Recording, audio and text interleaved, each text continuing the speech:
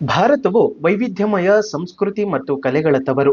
ಶತಮಾನಗಳಿಂದಲೂ ನಮ್ಮ ದೇಶದ ಗ್ರಾಮೀಣ ಮತ್ತು ನಗರ ಪ್ರದೇಶಗಳಲ್ಲಿ ಅನೇಕ ಕುಶಲಕರ್ಮಿಗಳು ತಮ್ಮ ಕೈಚೊಳಕದಿಂದ ಸುಂದರವಾದ ವಸ್ತುಗಳನ್ನು ತಯಾರಿಸುತ್ತಾ ದೇಶದ ಆರ್ಥಿಕತೆಗೆ ಅಡಿಪಾಯವಾಗಿದ್ದಾರೆ. ಇವರನ್ನು ವಿಶ್ವಕರ್ಮರು ಎಂದು ಕರೆಯಲಾಗುತ್ತದೆ.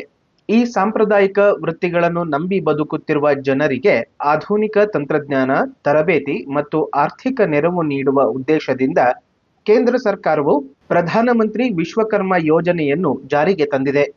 ಸೆಪ್ಟೆಂಬರ್ 17, 2023ರಂದು ಪ್ರಧಾನಮಂತ್ರಿ ಶ್ರೀ ನರೇಂದ್ರ ಮೋದಿ ಅವರು ಈ ಮಹತ್ವಾಕಾಂಕ್ಷೆಯ ಯೋಜನೆಯನ್ನು ಲೋಕಾರ್ಪಣೆ ಮಾಡಿದರು. ಈ ಯೋಜನೆಯ ಮುಖ್ಯ ಉದ್ದೇಶವು ಗುರು ಶಿಷ್ಯ ಪರಂಪರೆಯನ್ನು ಉಳಿಸುವುದು ಮತ್ತು ಸಾಂಪ್ರದಾಯಿಕ ಕೌಶಲ್ಯಗಳನ್ನು ಮುಂದಿನ ಪೀಳಿಗೆಗೆ ಹಸ್ತಾಂತರಿಸುವುದಾಗಿದೆ.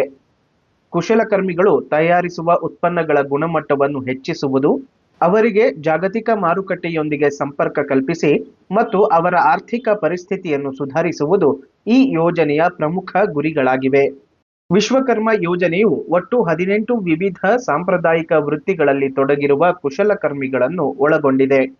ಅವುಗಳೆಂದರೆ ಬಡಗಿ, ದೋಣಿ ತಯಾರಕರು, ಶಸ್ತ್ರಾಸ್ತ್ರ ತಯಾರಕರು, ಕಮ್ಮಾರರು, ಸುತ್ತಿಗೆ ಮತ್ತು ಉಪಕರಣ ತಯಾರಕರು, ಬೀಗ ತಯಾರಕರು, ಅಕ್ಕಸಾಲಿಗರು, ಕುಂಬಾರರು, ಶಿಲ್ಪಿಗಳು, ಪಾದರಕ್ಷೆ ತಯಾರಕರು, ರಾಜಮಿಸ್ತ್ರಿ, ಬುಟ್ಟಿ, ಚಾಪೆ, ಪೊರಕೆ ತಯಾರಕರು, ಸಾಂಪ್ರದಾಯಿಕ ಗೊಂಬೆ ಮತ್ತು ಆಟಿಕೆ ತಯಾರಕರು, ಕ್ಷೌರಿಕರು, ಹೂಮಾಲೆ ತಯಾರಕರು, ಮಡಿವಾಳರು, ದರ್ಜಿಗಳು ಮತ್ತು ಮೀನಿನ ಬಲೆ ತಯಾರಕರು. ಫಲಾನುಭವಿಗಳಿಗೆ ಈ ಯೋಜನೆಯಡಿ ಹಲವಾರು ಪ್ರಯೋಜನಗಳನ್ನು ಕಾಣಬಹುದು. ನೋಂದಾಯಿತ ಕುಶಲಕರ್ಮಿಗಳಿಗೆ ಪಿಎಂ ವಿಶ್ವಕರ್ಮ ಪ್ರಮಾಣ ಪತ್ರ ಮತ್ತು ಗುರುತಿನ ಚೀಟಿಯನ್ನು ನೀಡಲಾಗುತ್ತದೆ. ಇದು ಅವರ ವೃತ್ತಿಗೆ ಅಧಿಕೃತ ಮಾನ್ಯತೆ ನೀಡುತ್ತದೆ. ಕುಶಲಕರ್ಮಿಗಳಿಗೆ 5 ರಿಂದ 7 ದಿನಗಳ ಮೂಲಭೂತ ತರಬೇತಿ ಮತ್ತು 15 ದಿನಗಳ ಸುಧಾರಿತ ತರಬೇತಿಯನ್ನು ನೀಡಲಾಗುತ್ತದೆ. ತರಬೇತಿ ಸಮಯದಲ್ಲಿ ಪ್ರತಿ ದಿನಕ್ಕೆ 500 ರೂಪಾಯಿಗಳ ಶಿಷ್ಯವೇತನ ಸಹ ನೀಡಲಾಗುತ್ತದೆ. ತರಬೇತಿಯ ನಂತರ ಆಧುನಿಕ ಉಪಕರಣಗಳನ್ನು ಖರೀದಿಸಲು 15,000 ರೂಪಾಯಿಗಳ ಇ-ವೋಚರ್ ಅಥವಾ ಆರ್ಥಿಕ ಸಹಾಯವನ್ನು ಒದಗಿಸಲಾಗುತ್ತದೆ. ಯಾವುದೇ ಖಾತರಿ ಇಲ್ಲದೆ ಮೊದಲ ಹಂತದಲ್ಲಿ 1 ಲಕ್ಷ ರೂಪಾಯಿ ಮತ್ತು ಎರಡನೇ ಹಂತದಲ್ಲಿ 2 ಲಕ್ಷ ರೂಪಾಯಿಗಳವರೆಗೆ ಸಾಲವು ಕೇವಲ 5% ಬಡ್ಡಿ ದರದಲ್ಲಿ ಲಭ್ಯವಿರುತ್ತದೆ. ಪ್ರತಿ ಡಿಜಿಟಲ್ ವಹಿವಾಟಿಗೆ 1 ರೂಪಾಯಿನಂತೆ ತಿಂಗಳಿಗೆ ಗರಿಷ್ಠ 100 ವಹಿವಾಟುಗಳಿಗೆ ಪ್ರೋತ್ಸಾಹಧನ ನೀಡಲಾಗುತ್ತದೆ. ಉತ್ಪನ್ನಗಳಿಗೆ ಗುಣಮಟ್ಟದ ಪ್ರಮಾಣೀಕರಣ, ಬ್ರ್ಯಾಂಡಿಂಗ್ ಮತ್ತು ಮಾರುಕಟ್ಟೆ ಮೌಲ್ಯ ಹೆಚ್ಚಿಸಲು ಸರ್ಕಾರ ಬೆಂಬಲ ನೀಡುತ್ತದೆ. 18 ವರ್ಷ ಮೇಲ್ಪಟ್ಟ ಯಾವುದೇ ಕುಶಲಕರ್ಮಿಗಳು ಈ ಯೋಜನೆಗೆ ಅರ್ಜಿ ಸಲ್ಲಿಸಬಹುದು. ಒಂದು ಕುಟುಂಬದಲ್ಲಿ ಒಬ್ಬರಿಗೆ ಮಾತ್ರ ಈ ಸೌಲಭ್ಯ ಸಿಗುತ್ತದೆ. ಸರ್ಕಾರಿ ಸೇವೆಯಲ್ಲಿರುವವರು ಈ ಯೋಜನೆಗೆ ಅರ್ಹರಲ್ಲ.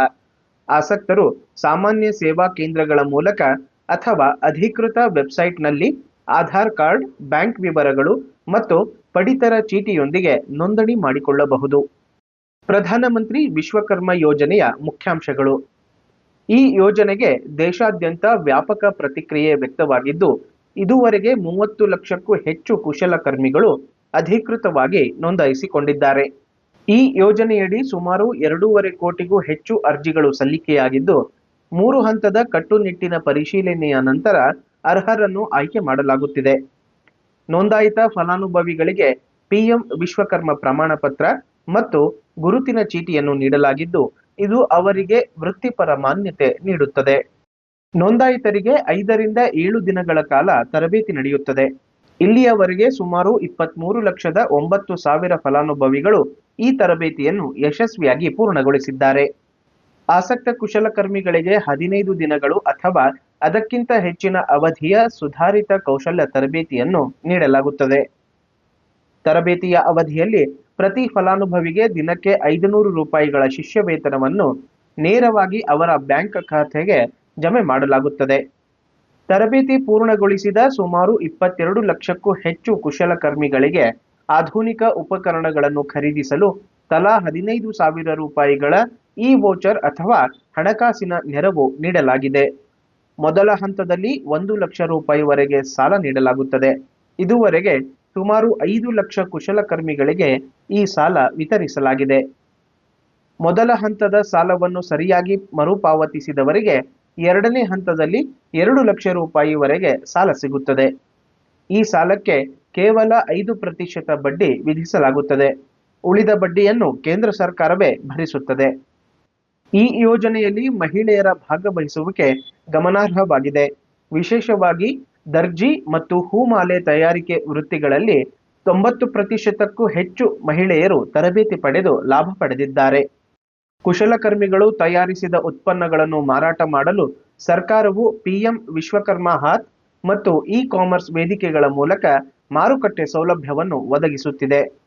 ಈ ಯೋಜನೆಯು ಭಾರತದ ಸಾಂಪ್ರದಾಯಿಕ ಕಲೆಗಳನ್ನು ಉಳಿಸಿ ಕುಶಲಕರ್ಮಿಗಳನ್ನು ಆಧುನಿಕ ಯುಗದ ಉದ್ಯಮಿಗಳನ್ನಾಗಿ ಮಾಡುವಲ್ಲಿ ಯಶಸ್ವಿಯಾಗುತ್ತಿದೆ. ಈ ಯೋಜನೆಯಲ್ಲಿ ಕರ್ನಾಟಕವು ದೇಶದಲ್ಲೇ ಅಗ್ರಸ್ಥಾನದಲ್ಲಿದೆ.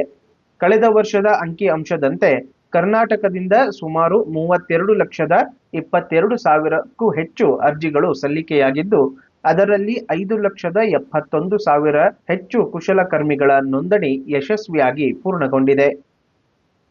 ಮಧ್ಯಪ್ರದೇಶ ಸುಮಾರು 28,98,000 ಅರ್ಜಿಗಳೊಂದಿಗೆ ಎರಡನೇ ಸ್ಥಾನದಲ್ಲಿದೆ ಮತ್ತು ಉತ್ತರ ಪ್ರದೇಶ 28,67,000 ಅರ್ಜಿಗಳೊಂದಿಗೆ ಮೂರನೇ ಸ್ಥಾನದಲ್ಲಿದೆ. ವ್ಯಾಪಾರ ಅಥವಾ ವೃತ್ತಿಯ ಆಧಾರದ ಮೇಲೆ ನೋಡುವುದಾದರೆ ರಾಜಮಿಸ್ತ್ರಿ ಈ ಯೋಜನೆಯಡಿ ದೇಶಾದ್ಯಂತ ಅತಿ ಹೆಚ್ಚು ನೋಂದಣಿಯಾದ ವೃತ್ತಿ ಇದಾಗಿದೆ. ದರ್ಜಿ ಎರಡನೇ ಅತಿ ದೊಡ್ಡ ವೃತ್ತಿ ಗುಂಪು. ಬಡಗಿ ಮತ್ತು ಅಕ್ಕಸಾಲಿಗ ಇವು ನಂತರದ ಸ್ಥಾನಗಳಲ್ಲಿವೆ. ಕರ್ನಾಟಕದಲ್ಲಿ ಪಿಎಂ ವಿಶ್ವಕರ್ಮ ಯೋಜನೆಗೆ ಸಂಬಂಧಿಸಿದಂತೆ ಲಭ್ಯವಿರುವ ಇತ್ತೀಚಿನ ಅಂಕಿಅಂಶಗಳು. ಕರ್ನಾಟಕದಲ್ಲಿ ಬೆಳಗಾವಿ ಜಿಲ್ಲೆಯು ಯೋಜನೆಯಡಿ ಅತಿ ಹೆಚ್ಚು ನೋಂದಣಿಗಳನ್ನು ದಾಖಲಿಸಿದೆ. ಬೆಳಗಾವಿಯ ನಂತರ ಮೈಸೂರು ಮತ್ತು ತುಮಕೂರು ಜಿಲ್ಲೆಗಳು ಹೆಚ್ಚಿನ ಸಂಖ್ಯೆಯ ಫಲಾನುಭವಿಗಳನ್ನು ಹೊಂದಿವೆ. ಕರ್ನಾಟಕದಲ್ಲಿ ಮಹಿಳೆಯರ ಹೆಚ್ಚಿನ ಭಾಗವಹಿಸುವಿಕೆಯಿಂದಾಗಿ ದರ್ಜಿ ವೃತ್ತಿಯಲ್ಲಿ ಅತಿ ಹೆಚ್ಚು ಜನರು ನೋಂದಾಯಿಸಿಕೊಂಡಿದ್ದಾರೆ. ಕಟ್ಟಡ ಕಾರ್ಮಿಕರು ಅಥವಾ ಗಾರೆ ಕೆಲಸ ಮಾಡುವವರು ರಾಜಮಿಸ್ತ್ರಿ ಎರಡನೇ ಸ್ಥಾನದಲ್ಲಿದ್ದಾರೆ. ಬಡಗಿ ಮರಗೆಲಸ ಮಾಡುವ ಕುಶಲಕರ್ಮಿಗಳು ಸಹ ದೊಡ್ಡ ಸಂಖ್ಯೆಯಲ್ಲಿ ಈ ಯೋಜನೆಯ ಲಾಭ ಪಡೆಯುತ್ತಿದ್ದಾರೆ.